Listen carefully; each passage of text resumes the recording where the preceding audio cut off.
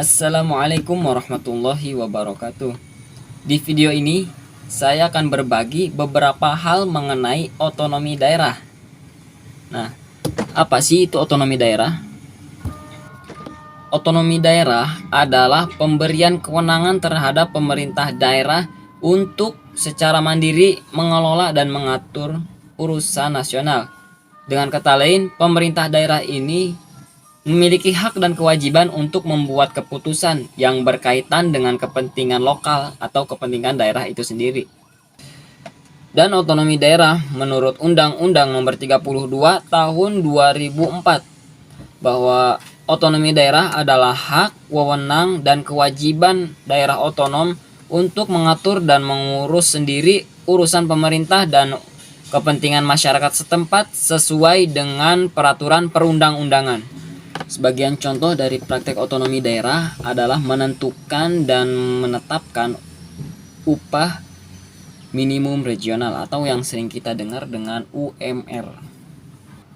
Pasti sebagian dari kita sudah mengetahui bahwa UMR di setiap daerah itu berbeda-beda. Ya, contoh, daerah A memiliki UMR 2 juta, sedangkan daerah B itu 3 juta. Nah, kenapa UMR itu tidak sama?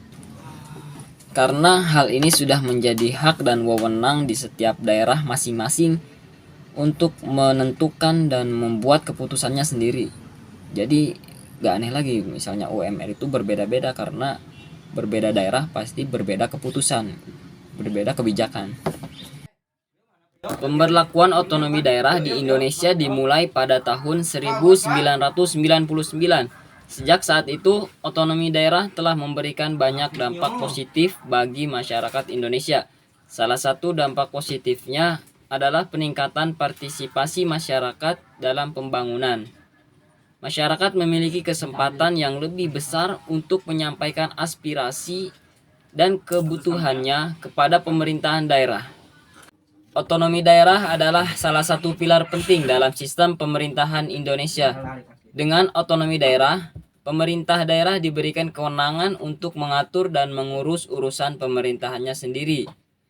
Dengan tujuan yaitu untuk meningkatkan kesejahteraan masyarakat dan pemerataan pembangunan di seluruh wilayah Indonesia.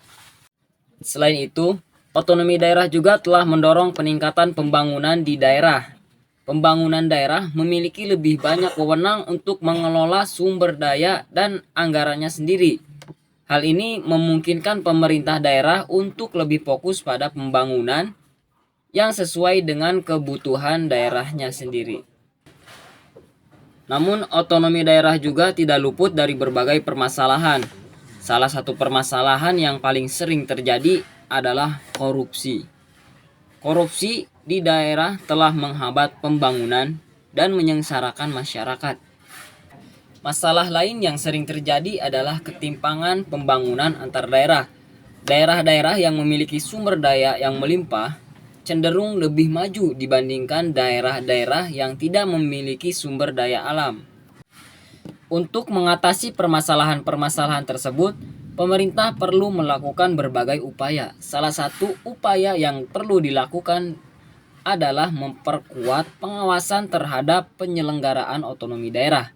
Pemerintah juga perlu memberikan pelatihan dan pendampingan kepada pemerintah daerah agar dapat mengelola otonomi daerah secara efektif dan efisien. Dengan adanya upaya-upaya tersebut, diharapkan otonomi daerah di Indonesia khususnya dapat berjalan dengan lebih baik dan dapat memberikan manfaat yang lebih besar bagi masyarakat. Mungkin saya cukupkan pembahasan tentang otonomi daerah ini. Kurang lebihnya mohon maaf, ditutup. Wassalamualaikum warahmatullahi wabarakatuh.